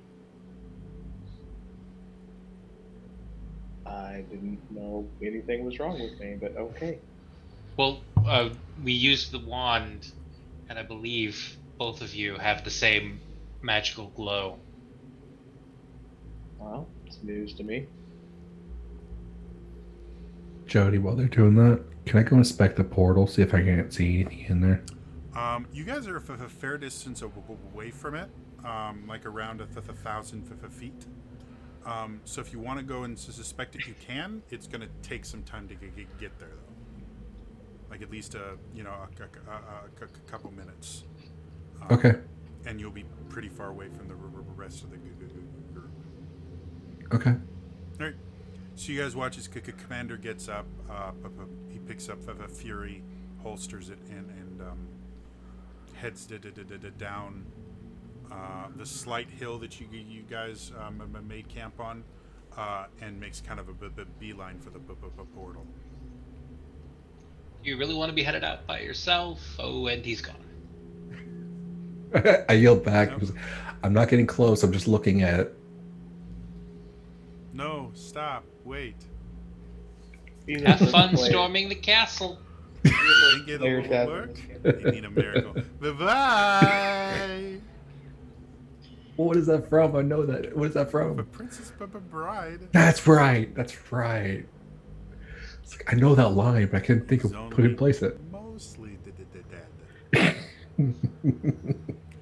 Literally, when I was in high school, our youth group, that was the youth group movie, and we actually quoted it from beginning to end once. Like, I need to watch we that again. all knew that movie so well.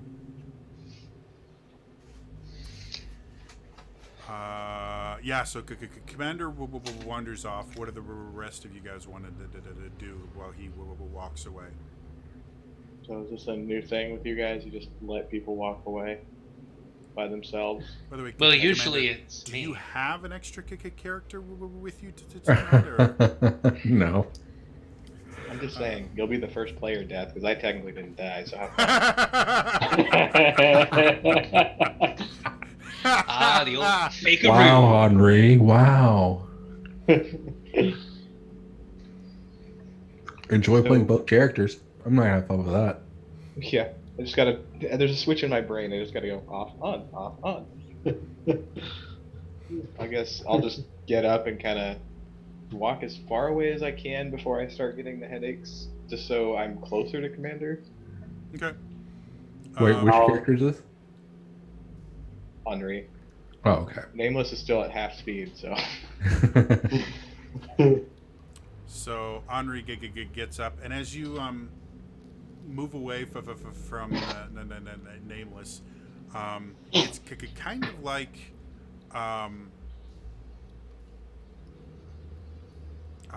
really bad home sickness. If you've ever been really homesick, or another kind of emotion like that, where it actually you can feel the pain in like your gut and your chest because of the intense emotion. That's kind of what it feels like, if that makes sense. Oh, you're preaching to the choir every time I leave the house. Yeah. So yeah, as you get further away, that pain increases, but it's in no way unbearable. Let's go as far as I can with until it's too unbearable before I go back, because I just don't want to be too far away in case. Okay. something Well, happens. again, since the portal is only about 1,000 feet away, it never, as you guys get within about 100 feet of it, it never gets to the point where it's unbearable, because you're not really Okay. that far away. You know, logistically speaking, you could go to a different continent and be much further away. To Exandria. Not in this setting. I have other continents created. So that's Commander Henri. Vala's turned into Willy Wonka. Liliane, Argenta, do you guys want to do anything?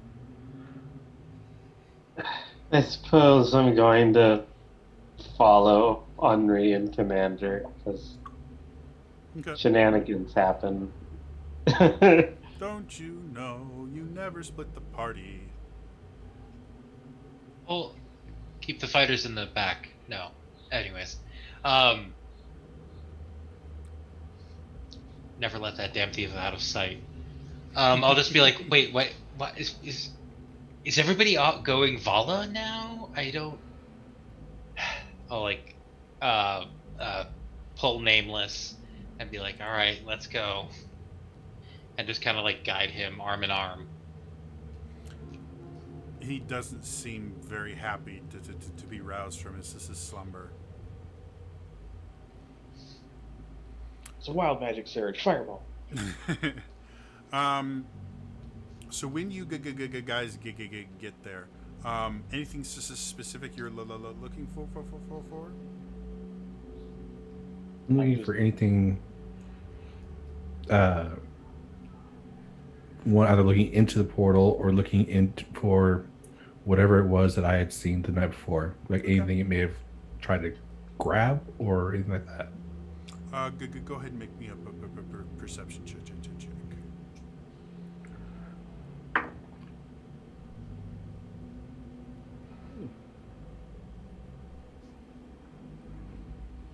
15 again. So looking around, not a whole lot is to change. You guys still have the little rivers blocked by those rocks, and they don't seem to be overflowing or anything like that.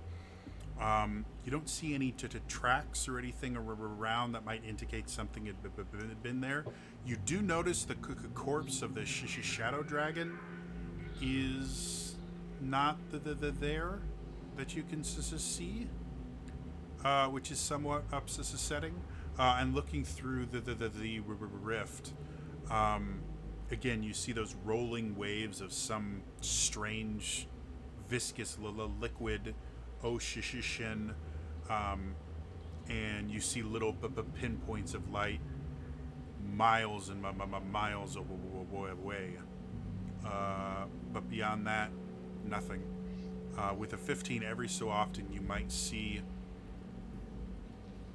movement beneath the waves, but that's all it is what you think might be movement. It might be another wave. You're not quite sure.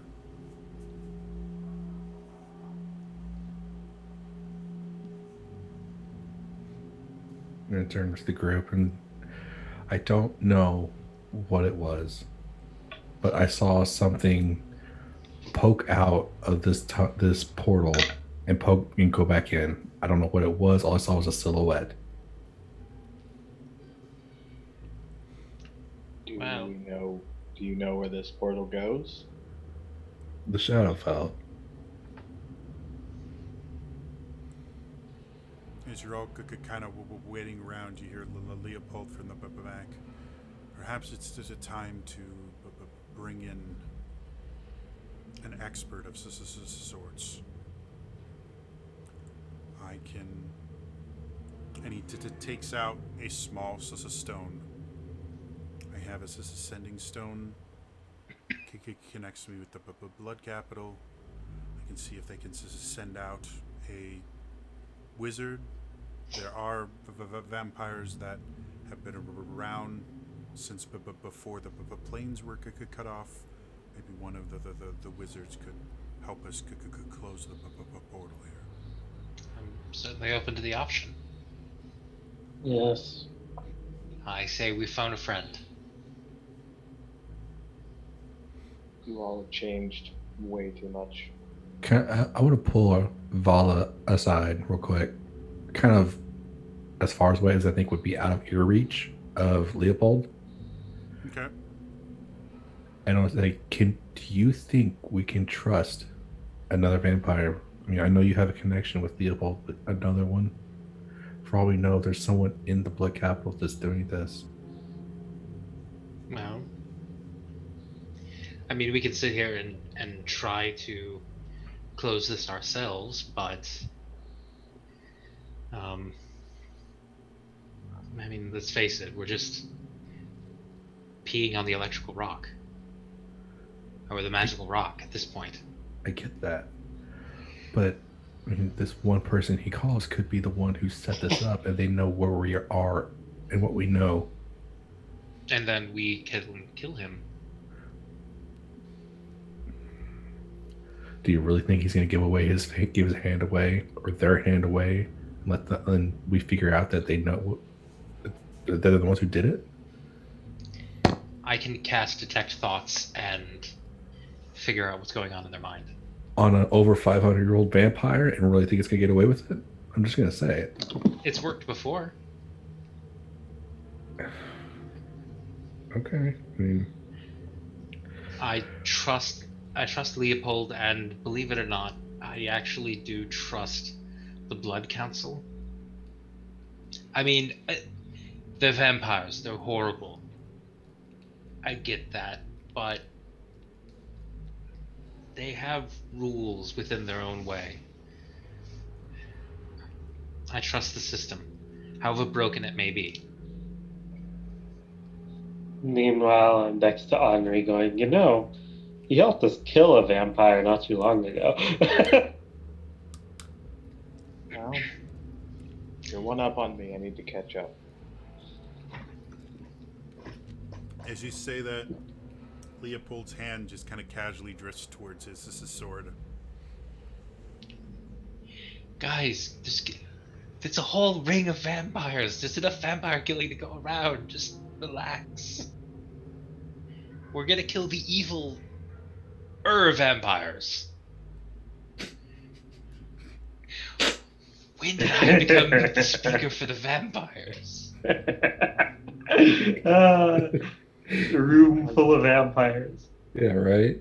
So Leopold kind of turns away from you, and he takes this sending stone out, and he starts speaking to it as he walks away. Can I overhear in vampire what he's saying? He's purposefully walking away so that you can't. All right. So if you want to try and sneak close enough to try and overhear, you can try. You're gonna have to make a stealth check for me. All right. I can do that. 25. There's no. I was about to say I really should pull up his character sheet so I know what his perception is. Pretty sure an 11 on the die is not going to get him up to 25. So you are able to get as close as you can, because there's no real cover around other than like the really big boulders that you guys aren't next to. It's hard to get close enough to hear everything, but you do hear bits and pieces where, he explains there's a rift here. There are vampire noble corpses that seem to be powering it, some elemental orbs, and he asks for an expert in interplanar to travel, specifically in stopping interplanar to travel. And you only hear one side of the conversation because the other side's in his head, so. Yeah. Just making sure there wasn't any shady shit. As far as you can tell, no. But again, you're only hearing one side of the conversation, so. Yeah. The thing is, my passive perception's not 25 high. I'll just be like, So Argenta, you know more about portals than I do. What do you make of this? And then you turn, and Argenta's not there. And you look over, and Argenta has just kind of very casually walked about, to 20 feet away from you guys. As he's just kind of wandering around, you see her. You see her kind of kick some rocks on the ground and shuffling a little bit. I eventually come back. Okay. Shortly after you could come back, Leopold comes back as well. There's sending someone. They're trying to find the best way to get here. I'm supposed to scout for a rather large tree, so I'll be back in probably 20 minutes. I can see a tree in the distance. They'll scry on me and then use one of the druids to send them here. All right. So he kind of wanders off to what looks kind of like a tree in the distance. So now that he's gone, who the hell is that? So, funny story. Remember that vampire that's been following me and stalking me for years? I mean, no. I thought I told you that story. So, remember in your book the name that I wrote down? Yeah. Well, back when I went by that name, I met him. I was supposed to be a gift, I think. I didn't want to. I ran, and something about that encounter changed him. And he was chosen to come find us. Now he's taking us to the Blood Capital so that we can go talk to the Blood Council and inform them about what's been happening, because, quite frankly, whoever's doing this is doing it behind the council. Well, I know of at least one behind it, so there's that. I don't know if he... don't get me wrong. I'm completely okay with killing the Dark Lord for what he did to you, what he did to Celeste, what he did to all of us and everyone. I'm fine with killing him. I don't know that he's the one behind this. I think whoever is...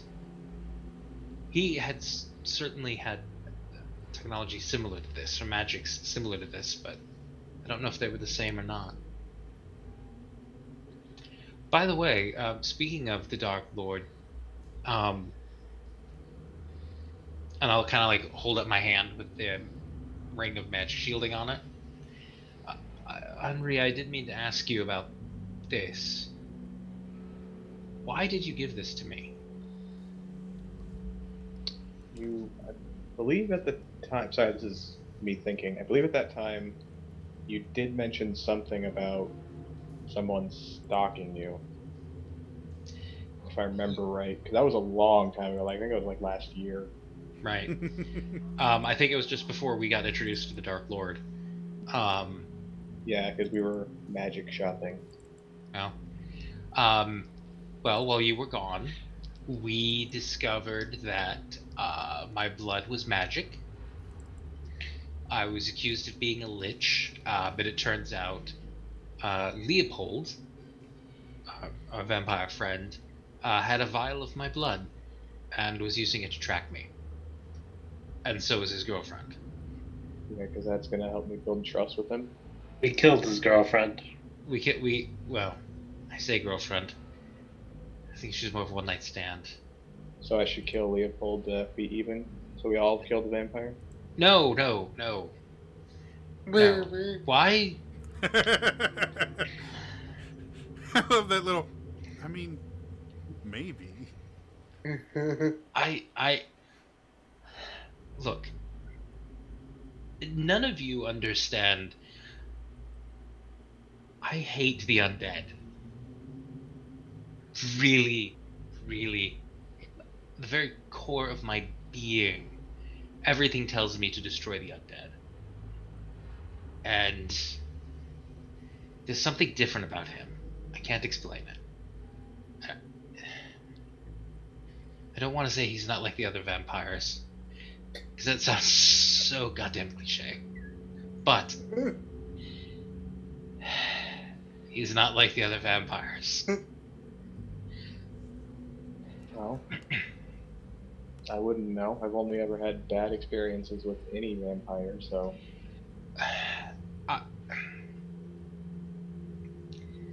There was another.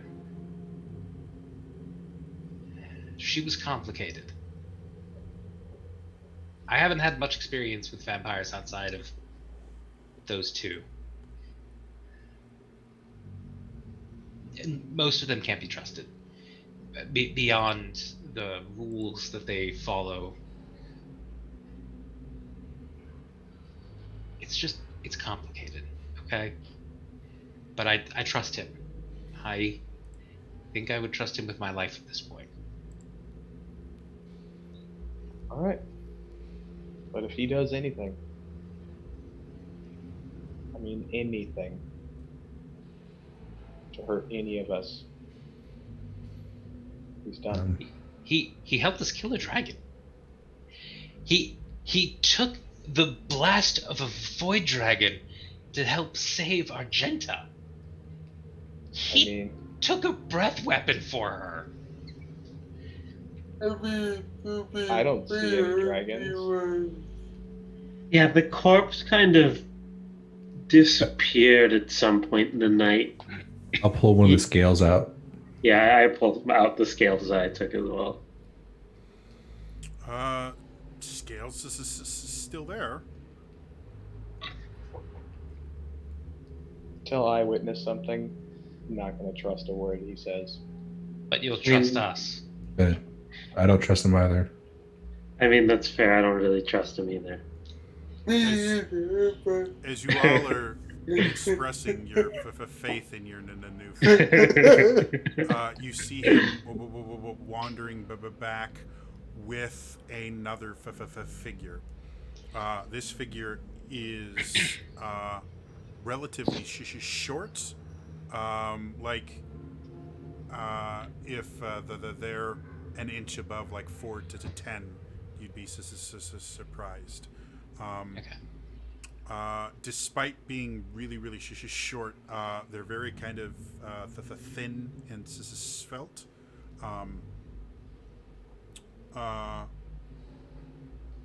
Still the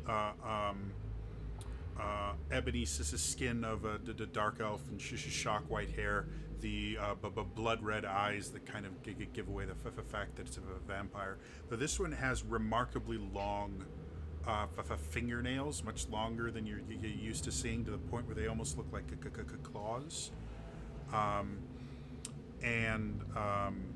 He's male, and as he's wandering, his eyes get really big when he sees the rift, and he literally walks into to you, Vala, and just kind of pushes you aside as he walks basically through you to get there. I was gonna say, as they're approaching, I'll kind of like turn to Commander and wink, and then I'll start making weird hand motions as if I'm casting Detect Thoughts, but I'm not really casting Detect Thoughts because I don't have that prepared. And again, as you do that, he literally just runs right into you and through you as he goes, "Well, this is amazing. I've never seen something like, well, but beyond the Kale Isles many years ago, but the portal is much smaller. To make it this large is a lot. This is just fascinating. It is. You should have seen the void dragon that came through it earlier. Leopold, can you get them to shut up? I'm trying to think here. You really should have better control over your pets. It's amazing. I wonder if... Well, obviously we're going to look at the summoning circle, but just the sheer amount of power and the fact that this is the Shadowfell. I mean, that shouldn't even. Oh, it's amazing. I wonder how they were able to get beyond the. It's just a. And he kind of turns around, and again, since you're kind of the closest one, he goes, Leopold, I am just so peckish right now. I skipped breakfast because you called so early. Why don't I? And he immediately just kind of goes over and grips your arm and yanks you down. I'll just take a quick nibble, and we can get to work. And he bares his fangs and starts going towards your neck. If you bite her, I will swear I'll throw you into the fucking sun. I pull my gun out. Seems to be Yeah, I ignorant. just want my sword. The sound of a sword being drawn is the one thing that kind of stops him as he looks over. Leopold, your pets misbehaving. Don't make me damage them. I don't want to have to repay you for corpses. And he kind of shakes his head and goes back into. I I will Misty step back 30 feet. And so he sits there and goes. In vampire this time, I say, you wouldn't be the first vampire we've killed. And that changes things. Before you say that, he just has this look of complete disgust. He's like, what? And then he hears vampire being spoken by a non-vampire, and his expression changes. You are not fit to utter those words, Leopold. How much does this one cost? And you start seeing electricity dance between his fingers, because I'm about to take it. And Leopold kind of steps in. These are not my pets, and they're under the protection of the Blood Council. And that stops him. What? We brought you here for a very specific purpose. Nowhere in that purpose did it describe a meal. But I'm hungry. I can't work when I'm hungry. And there's food just wandering around. We have a blue guy. And he immediately kind of looks over. Oh, I don't eat genasi there. Just, it's all for the fat. It's just.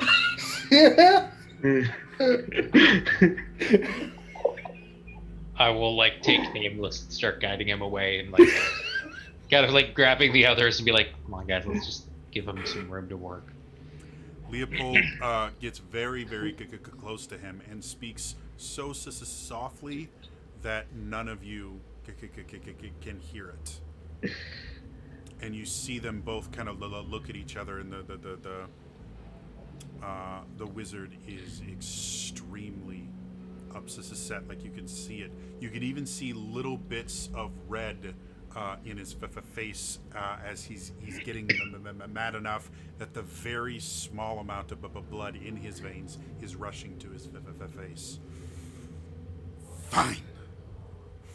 You owe me, and I will be sure to extract my payment from your family's stocks.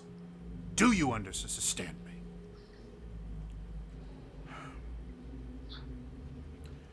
Yes, Ignatius, just do your damn job. Fine. Huh. Are there any animals around? I'm not kidding. I'm hungry, and I just can't think while I'm hungry. Leopold turns to Argenta. Is there a chance you could find something with blood around here? Just to shut him up. I can attempt to. I kind of stretch and I'll go hunt. Okay. Go ahead and make me a survival check. Okay, is this considered a forest? Technically, this is more of a plain. All right. As in grassy plain, not Gotcha. interdimensional. There you go. Plane. Oh, okay. 21.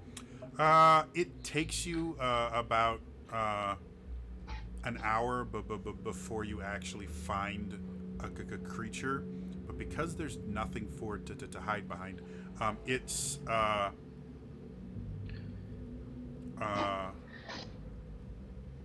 it's a possum.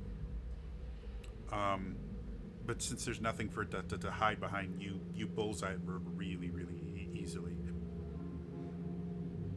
And within about an hour and a half, he comes back. The entire hour and a half, Ignatius is just sitting on a rock, fuming, and not speaking to anyone. Is there anything you guys wanted to do while Argenta's off hunting? Just lean over to Vala and be like, well, there's my first. It's just not right now. It's not a contest, okay? Just calm down. Why not? I'm perfectly calm. Why am I defending the vampires? I don't know why. This is what it's come to. Everyone else is running out trying to get into danger. And I'm protecting the bloodsuckers. In your head, you're just sitting there kind of talking to yourself. Are we the baddies? We're under the protection of the Blood Council for now. Pretty sure if we go around murdering vampires, that may change. First I've heard of it. You guys are under the protection of the Blood Council. Pretty sure I wasn't included in that. Yeah, I probably should call you the outcast. You don't have that mark anymore. I wouldn't have known it was you if I hadn't said it. Well, you already told me for that who it was. I did do that. This is complicated and messy. This Ignatius shows his true color. I'm far enough away where, can't hear me, hopefully. If the Ignatius shows his true colors, he'll understand why I became the outcast. And as you guys continue to have this conversation, eventually you see Argenta coming back with a decent sized, but really kind of weird looking possum. Like it's missing patches of fur and stuff like that. Like it doesn't look very healthy. But at one point, it seems to have been alive. And as you come in with the possum, what do you want to do?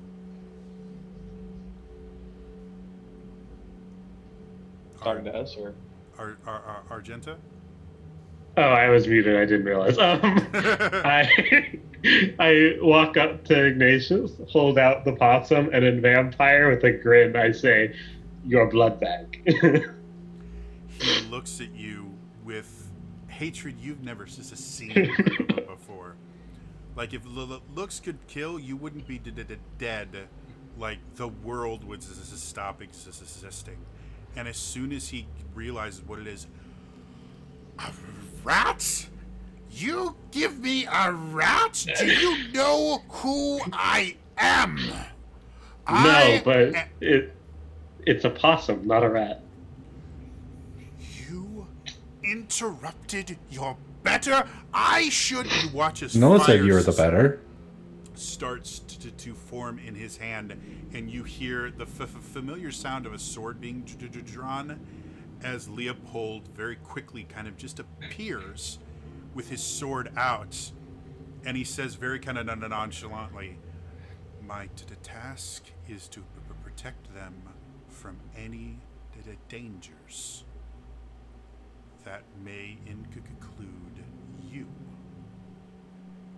and you can see he doesn't seem really afraid of Leopold at all. But whenever he mentions like his task or the blood council, that seems to, and the fire disappears, and he kind of points at Argenta. Once they've used you and thrown you away. You're mine. I'll look forward to seeing you turn to mist. And It'll be he fun. Takes the possum, and you see him just. And he, like, Just hold your plugs nose his and bite. Nose and like, oh, this is just foul. Leopold goes, eat it. I will come over and use prestidigitation to clean the animal, and then add like oh god, I don't know, like a Bye. yeah, like I'm trying to think of like something that would be appetizing, like some kind of like Rosemary. yeah, Human rosemary. Who doesn't love rosemary? And he just No, wait. sits Yeah, there, garlic. And he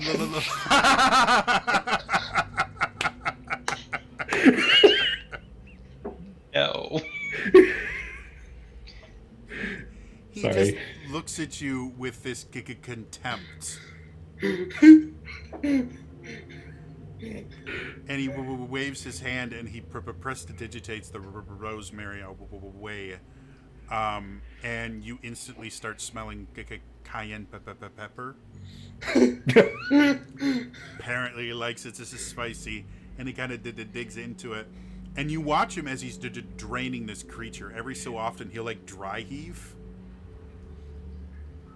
And eventually, the creature, completely drained of blood, he just kind of throws it away, wipes his mouth, does another kind of gag of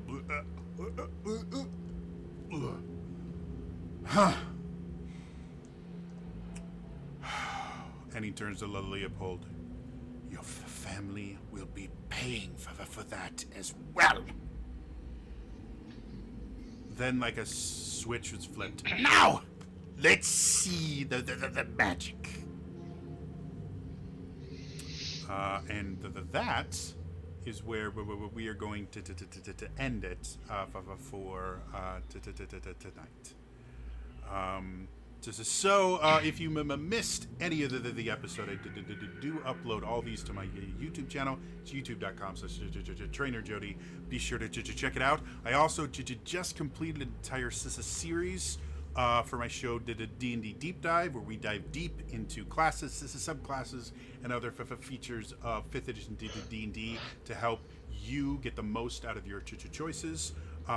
This series was about the new supplement that a friend of mine wrote called Heroes and Villains of the Theros. It's on the DM's Guild right now. It introduced 12 new subclasses, and I went through each one, really critiquing them and delving deep into the kind of the design and how to play them best and the things like that. So feel free to check out that as well as the rest of the stuff I have on there. Otherwise, that's all for me today, and I will see you guys next time. All right? Bye.